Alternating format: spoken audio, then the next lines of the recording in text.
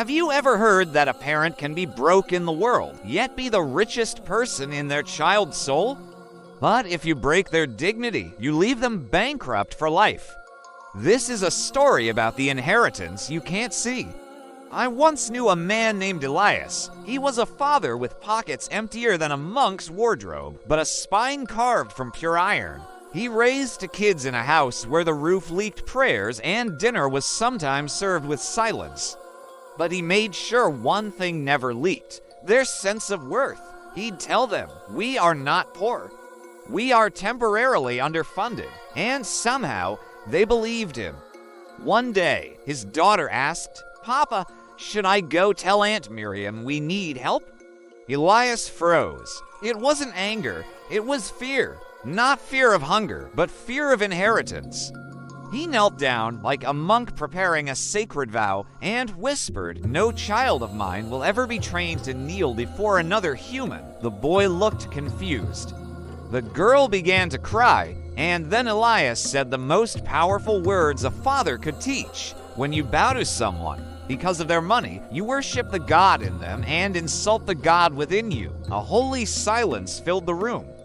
It was a lesson tattooed right onto their souls. Life wasn't done testing him, though.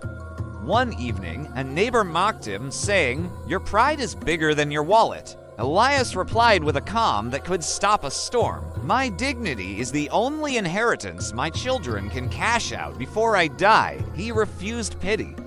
He refused those easy excuses that sound like wisdom, like no condition is permanent or God's time is the best. To him, those weren't comfort, they were chains. Instead, he told his kids, the world is impatiently waiting to reward who you will become. Focus on that. Years passed. Those same children walked into life not with money, but with posture the kind that makes the universe sit up and take notes. The philosopher Epictetus once said, "Wealth consists not in having great possessions, but in having few wants." Elias gave his children that kind of wealth. A quiet confidence, a warrior spirit, a self-worth that inflation can't touch. So if today feels like you're in a valley, stand tall. Protect your child's dignity like it's the most sacred thing you own. Because life is a giant game of snakes and ladders, and the greatest ladder you can ever give them is the belief that they bow to no one. Thanks for watching. I'm rooting for you, always. Don't forget to subscribe for more stories like this.